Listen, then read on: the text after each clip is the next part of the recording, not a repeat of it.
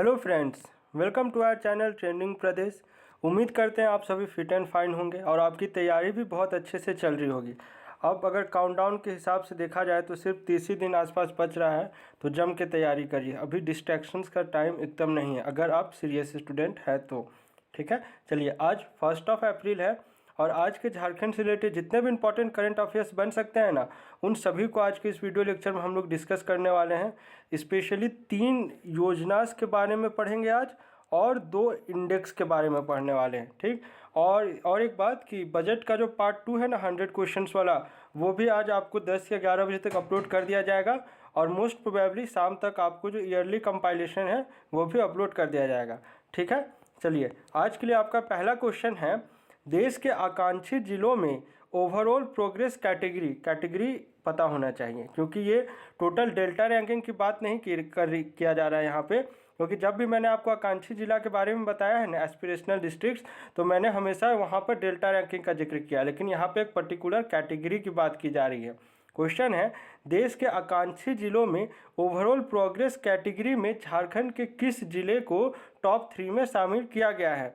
तो इसका correct answer हो जाएगा ऑप्शन नंबर बी, रांची जिला को शामिल किया गया है। इसमें एक चीज़ आप अपडेट कर लीजिएगा, पहले मैंने आप लोगों को बताया था टोटल 112 आकांक्षी जिले थे, लेकिन इसे अपग्रेड करके 5 अगर और जोड़ दें तो आप टोटल 117 जिले हो गए हैं, जो कि एस्पिरेशनल जिले कहलाते हैं। अब इसमें आपको याद रखना है कि झारखंड के कितने ज़िले हैं, तो इसमें झारखंड के 19 ज़िले हैं। और मैंने याद करने का तरीका भी आपको बताया था, एक बार फिर से तुरंत फास्ट रिकैप कर लेते हैं। आपका जो नहीं है उसको याद रखिए, क्योंकि 5 याद रख पाना आसान है। ट्रिक मैंने बताया था आपको, एक हो गया आपका सरायकेला खरसावां, इसे आप साइड कर दें। उसके बाद अभी जो 4 नाम मैं बताने जा रहा हूँ ना, चारों आपस के साथ एक दूसरे के साथ में आपस में बाउंड्री शेयर करते हैं। कौन कौन है देखिएगा, धनबाद हो गया, देवघर हो गया, जामताड़ा हो गया और कोडरमा हो गया, DDJK याद हो गया। ठीक ना, तो ये 4 और ये एक 5, टोटल 5 जिला है जो एस्पिरेशनल डिस्ट्रिक्ट नहीं है। इन्हें छोड़ के जितना जिला है ना, सब का सब एस्पिरेशनल जिला है। चलिए, तो कंसर्न क्वेश्चन में वापस आते हैं और जो रिलेटेड पॉइंट्स उन्हें देख लीजिए। रांची जिला ने देश के आकांक्षी जिलों में ओवरऑल प्रोग्रेस कैटेगरी में तीसरा स्थान हासिल किया है। देश के 117 आकांक्षी जिलों में इस कैटेगरी में प्रथम स्थान पर यूपी के बलरामपुर व दूसरे स्थान पर सिद्धार्थनगर है, दोनों ही यूपी का है। जबकि टॉप 10 में 5वें स्थान पर सिमडेगा है। तो आप अगर चाहे तो 2 याद रख सकते हैं, क्योंकि टॉप 5 करके हम लोग जनरली देखते हैं, जिसमें 3rd पोजीशन पर है रांची और 5th स्थान पर है आपका सिमडेगा जिला।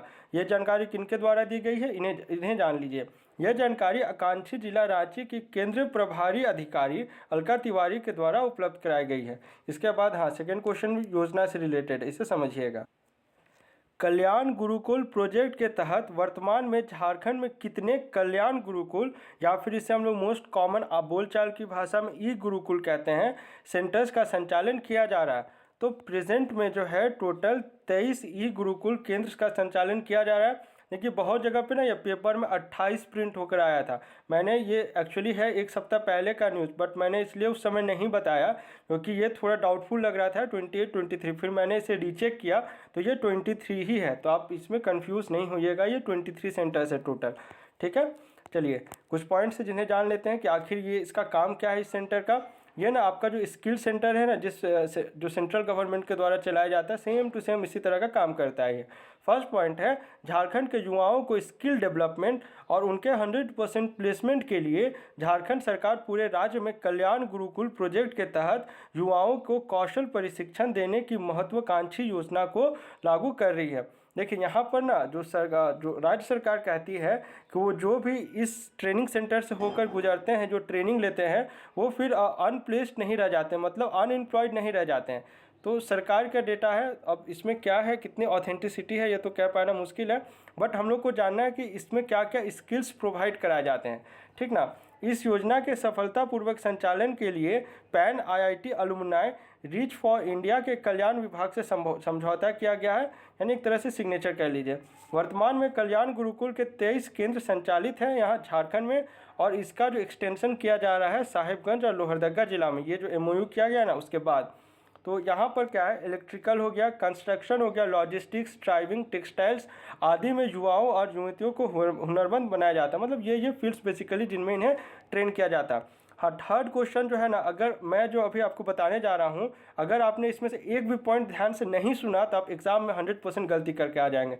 मैं बता रहा हूँ क्योंकि इसमें ना मॉडल स्कूल के बारे में, model school, leader school, Eklavya school, नाम सब एक ही जैसा लगता है सुनने में, लेकिन अलग अलग चीज़ है। इसमें तो कॉन्साइड भी हो जाता है मॉडल स्कूल और आपका यहाँ पे एकलव्य स्कूल में। अब इसे समझिएगा ध्यान से, मैं जितना भी पॉइंट बोलने जा रहा हूँ अभी, ठीक। इसका क्वेश्चन है, झारखंड के कितने मॉडल स्कूलों को आवासीय विद्यालय बनाया जाएगा? तो इसका करेक्ट आंसर है टोटल 89 स्कूल को जो है आपका आवास स्कूल के रूप में अपग्रेड किया जाएगा। अब थोड़ा ना ये स्कूल्स के बारे में समझ लीजिए। ये जो मॉडल स्कूल है ना, ये आपका जो जिस प्रकार केवी होता है हम लोगों का केंद्रीय विद्यालय, उसी को जो आधार मानते हुए इसे बनाया गया है। टोटल 89 है। अब समझिए कि इसमें ना सारे, इसमें कुछ रिस्ट्रिक्शन नहीं है, चाहे SC ST OBC general category के स्टूडेंट सभी का इसमें एडमिशन हो सकता है। लेकिन जो एकलव्य स्कूल होता है ना, उसमें वो भी एक तरह से रेसिडेंशियल स्कूल ही टाइप का है, लेकिन उसमें जो है वो जो आदिवासी, दूर दराज के इलाके के आदिवासी स्टूडेंट्स हैं जिनका एडमिशन हो पाना बहुत मुश्किल होता है, उनका एडमिशन यहाँ पर कराने का है। अब इसमें समझिएगा जो ऑप्शन है वो कन्फ्यूजिंग कैसे हो सकता है। मॉडल स्कूल तो आपको पता लग गया टोटल 89 है। अगर एकलव्य स्कूल पूछ ले आपसे कि वर्तमान में कितना है, तो आपका आंसर कितना हो जाएगा? 7 है। और इस जो सेशन है, करेंट सेशन 21 जो 21-22 का जो सेशन है, उस पर कितना खोला जाएगा? टोटल 13। और जो केंद्र सरकार है, जिनके हेड अभी जो केंद्र जनजाति मंत्रालय है, उसके हेड कौन है? अर्जुन मुंडा। उन्होंने झारखंड को कितना दिया है अभी एक्स्ट्रा खोलने के लिए? तो वो है 69। अगर इन तीनों को जोड़ देना तो भी 89 आता है। तो एग्ज़ाम में अगर आपसे पूछ ले कि एकलव्य स्कूल टोटल कितना है, कि कितना खुलने वाला है, या मॉडल स्कूल कितना है, तो ये 3-4 अलग अलग बात होता है, इसमें कंफ्यूज नहीं होना है, ठीक है। अगर पूछ ले मॉडल स्कूल कितना है, तो आपका आंसर कितना, क्या टिक करेंगे? 89। अगर पूछ ले कि बजट जो है, जो केंद्र सरकार का बजट है, उसमें झारखंड को कितना एकलव्य स्कूल दिया गया है, तो इसका करेक्ट आंसर हो जाएगा 69। अगर पूछ ले मिलने के बाद टोटल कितना हो जाएगा, तब फिर से 89 आ जाएगा, क्योंकि सम अप करिए, 13 जोड़ 7 कितना हुआ? 20, 20 जोड़ 69 कितना हो गया? 89, ठीक ना। ये सारे अलग अलग फैक्टर्स है, इस पर कन्फ्यूज नहीं होना है। चलिए कुछ पॉइंट्स है जिन्हें देख लेते हैं। केंद्रीय विद्यालय के तर्ज पर राज्य में संचालित 89 मॉडल स्कूल्स को चरणबद्ध तरीके से आवासीय विद्यालय बनाया जाएगा। इन सभी स्कूलों को CBSE से मान्यता भी दिलाई जाएगी। अभी तक क्या है ना, ये जैक के थ्रू एफिलिएटेड है, और इसका जो एडमिशन प्रोसीजर है वो भी जैक के थ्रू ही लिया जाता है। एट अ टाइम जो एडमिशन होता है उसमें टोटल कितना स्टूडेंट्स लिया जाता है? टोटल 40 स्टूडेंट्स का नामांकन किया जाता है। अब इसे अपग्रेड करके CBSE को किया जाना है, और जो फर्स्ट स्टेज है ना, उसमें टोटल 7 स्कूल्स को अपग्रेड किया जाएगा। मतलब 89 में से out of 89 7 schools will be upgraded to CBSE, मतलब एफिलिएटेड टू CBSE, ठीक। 6 से 12 तक की पढ़ाई होती है, सेम टू सेम आपका नेतरहाट स्कूल। हाँ, नेतरहाट से याद आया, आपको पता होना चाहिए नेतरहाट की स्टैब्लिशमेंट कब हुई थी, क्योंकि काफ़ी इंपॉर्टेंट, 1954, याद कर लीजिए। बहुत यहाँ से एलुमनाई निकले ना, आप जितने भी बड़े बड़े डॉक्टर्स, इंजीनियर्स, लॉयर्स देख रहे हैं, सब के सब आपके नेतरहाट के ही एलुमनाई हैं, ठीक है। चलिए, और तो इसमें कुछ ऐसा नहीं। हाँ, बजट याद रखिए, टोटल 189 करोड़ का बजट इस जो है करंट वित्तीय वर्ष उसमें रखा गया है। चलिए, हाँ, ये भी योजना से रिलेटेड है। झारखंड श्रमिक चिकित्सा सहायक योजना के तहत मजदूरों को कितने रुपए प्रदान किए जाती है? देखिए, ये जो योजना है ना, ये सिर्फ इसी साल लागू की जा रही है, क्योंकि अगले जो 2020-21 के लिए जो रुपया है वो डिस्पैच नहीं किया गया था, वो अब किया जा रहा है। शायद हो भी गया होगा, क्योंकि 31 मार्च जब मैं रिकॉर्ड कर रहा हूँ, ये लास्ट दिन है, इसके बाद से नया आपका सेशन शुरू हो जाएगा। तो इसके तहत जो है ना 3000 रुपये एज अ मेडिकल असिस्टेंस या हेल्प कह लीजिए, वो आपको श्रमिकों को दिया जाता है, ये राज्य सरकार के द्वारा। इस साल से इसको ख़त्म कर दिया गया, यानी जो अपकमिंग सेशन है 2021-22, उसमें से आपका आयुष्मान योजना लागू हो जाएगा। आयुष्मान योजना के तहत कितने तक का हेल्प देने का है? टोटल 5000 रुपीज़ तक का मेडिकल हेल्प प्रोवाइड करने का, सॉरी 5 लाख से अप टू 5 लाख, यहाँ पे टाइपो हो गया, कोई बात नहीं। आप इसे याद रखिएगा। इस योजना का जिक्र आए तो 3000। अगर आपसे पूछ ले कि टोटल, यहाँ पर देख लीजिए, मैंने यहाँ पर लिख दिया है, आयुष्मान योजना के तहत अगर आपसे पूछ ले तो टोटल हो जाएगा 5 लाख रुपए। ये दो अलग अलग योजना है, इसमें कंफ्यूज नहीं होइएगा। चलिए कुछ पॉइंट्स इन्हें जान लेते हैं। हाँ, ये टोटल हो गया 3,000 रुपये, मैंने आपको बता दिया। इसके तहत जो है कितने मजदूर लाभान्वित होंगे इसे जान लीजिए, 14.87 लाख। हाँ, ये किन्हें दिया जाएगा ये भी समझ लीजिए, सभी मजदूरों को नहीं है, जो भी निबंधन आयोग जो है उसमें जो भी रजिस्टर्ड हैं, ठीक, और जिनकी उम्र 60 वर्ष से अधिक है, सिर्फ वही उन्हीं मजदूरों को इससे लाभ मिलने जा रहा है। मतलब सिर्फ उन्हीं के खातों में डीबीटी, डायरेक्ट बैंक ट्रांसफ़र जो कहते हैं, वो इतने रुपए किया जाएगा। और ये बहुत अच्छी बात है कि डीबीटी किया जा रहा है, क्योंकि इसमें बिचौलियों का कोई काम नहीं है, डायरेक्ट टू बैंक ट्रांसफ़र हो जाएगा। ठीक है, चलिए, और तो मैंने ये चीज़ बता ही दिया डीबीटी के बारे में, और इसमें कुछ नहीं। चलिए अब क्विक डाइजेस्ट हम लोग रिकैप करते हैं। झारखंड सरकार अब अपने घर में सोलर रूफटॉप संयंत्र लगाने पर होने वाले कुल खर्च पर कितना प्रतिशत अनुदान देगी। अभी तक क्या था ना, आपका नवंबर मंथ तक का मैं बता रहा हूँ कि सिर्फ जो गवर्नमेंटल ऑर्गेनाइजेशंस होता था, सिर्फ उसी में अनुदान दिया जाता था। अगर आप कोई रिन्यूएबल या फिर अक्षय ऊर्जा हम लोग कहते हैं हिंदी में, उस तरह का कोई आप इंस्ट्रूमेंट्स इंस्टॉल करते थे तो। लेकिन नवंबर के बाद से क्या है, अगर आप पर्सनल यूज़ के लिए भी अगर आप इंस्टॉल कर रहे हैं ना, तब भी आपको सरकार उसमें 40% का अनुदान देगी, 60% आपको उसमें खुद से लगाना पड़ेगा। ये नियम बनाया गया था। जो आपका रिन्यूएबल रिफॉर्म्स है ना, आप तो पढ़ ही रहे होंगे, एनर्जी पॉलिसी पढ़ाई है ना 2015 का, उसमें रिफॉर्म्स किया जाएगा, क्योंकि सबका एक्सपायरी डेट है अभी। चलिए, तो इसका करेक्ट आंसर हो गया 40% देगी सरकार और 60% खुद से लगाना है। चलिए, इस पर तो और कुछ है नहीं, 40% मैंने बता ही दिया और 60% खुद से लगाना है। चलिए, ठीक है। छठा क्वेश्चन है, हाल ही में किस यूनिवर्सिटी में जापानी भाषा की पढ़ाई शुरू की गई है। ये दिसंबर की बात है, अनाउंसमेंट हुई थी सितंबर में, लेकिन दिसंबर से इसे शुरू कर दिया गया है। जो ये करेंट सेशन था उसमें एडमिशन हुआ और ये अब का शुरू किया जा चुका है। इसका करेक्ट आंसर हो जाएगा option number A, Ranchi university.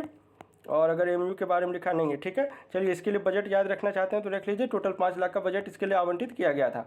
हाँ, 7वां क्वेश्चन मैंने क्यों इंक्लूड किया इसे समझिए। आईपीएल 2020 की बात करिए। हम लोग कल के वीडियो लेक्चर में हम लोगों ने क्या देखा, 2021 किनका चयन किया गया है 2021 के ऑक्शन में, उत्कर्ष सिंह को पंजाब किंग्स के द्वारा, ठीक है।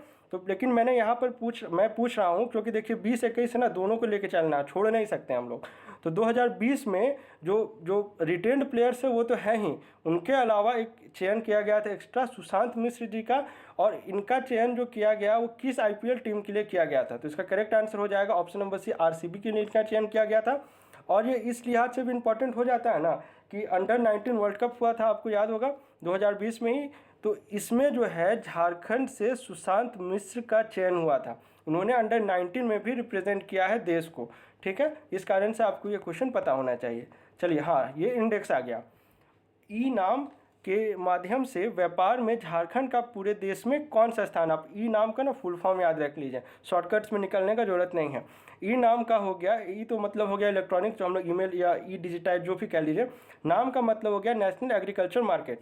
इसमें जो है आपका झारखंड का पूरे देश में 5वां स्थान है। कुछ पॉइंट्स है जिन्हें देख लीजिए, मैंने यहाँ पे स्किप नहीं करा क्योंकि आपको पता होना चाहिए।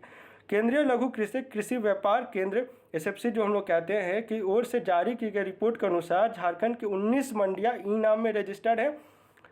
कौन सा संगठन जारी करता है ये जान लीजिए। लॉकडाउन की अवधि में इन मंडियों में 2263 क्विंटल अनाज का व्यापार किया गया, जिसकी कीमत लगभग 32 लाख रुपए थी। झारखंड में सबसे एक्टिव मंडी हजारीबाग बाजार मंडी है, ठीक है। हाँ, इस मामले में सबसे ऊपर जो है कौन सा है, महाराष्ट्र हो गया, और उसके बाद दूसरे नंबर पर कौन सा जिला है, पश्चिम बंगाल। और झारखंड का कौन सा स्थान है इसमें, 5वां, ठीक है। चलिए प्रीवियस क्विज क्वेश्चन को देखते हैं। किस राज्य की स्टार्टअप टीम ने यूथ को लैब चैलेंज 2020 नामक प्रतियोगिता जीती है। तो इसका करेक्ट आंसर हो जाएगा ऑप्शन नंबर ए, झारखंड। आप में से सभी ने इसका करेक्ट आंसर दिया, मैं फिर से बोल रहा हूँ, अब जरूर से जरूर कमेंट करें, इसमें आप ही का फायदा होगा। आपको अभी नहीं रियलाइज हो रहा है, बट इन कमिंग डेज या कमिंग टाइम जब आप एग्जामिनेशन फेस करेंगे तब आपको इसकी इंपॉर्टेंस रियलाइज होगी, ठीक है। चलिए, हाँ, ये इंडेक्स वाला क्वेश्चन है, आप इसका करेक्ट आंसर करने की कोशिश करना। Ease of doing business 2019 ranking में पूरे देश में झारखंड का क्या स्थान है। आपके ऑप्शन से 5, 1, 2 या 8। आप अपने आंसर को हमें कमेंट बॉक्स में लिखकर बताएं। देखिए 20 नहीं आया है, इसलिए मैंने यहाँ पे 19 ही रखा। 2020 अभी तक रिलीज़ नहीं किया गया, लेकिन अगर इंडिया का पूछ ले तो रिलीज़ कर दिया गया। तो यहाँ पर अगर आप चाहें तो इंडिया का भी बता सकते हैं, ठीक है। चलिए, आप अपने आंसर को हमें कमेंट बॉक्स में लिख कर बताएं। मिलते हैं झारखंड के अगले करंट अफेयर्स वीडियो लेक्चर के साथ। Thanks for watching this video.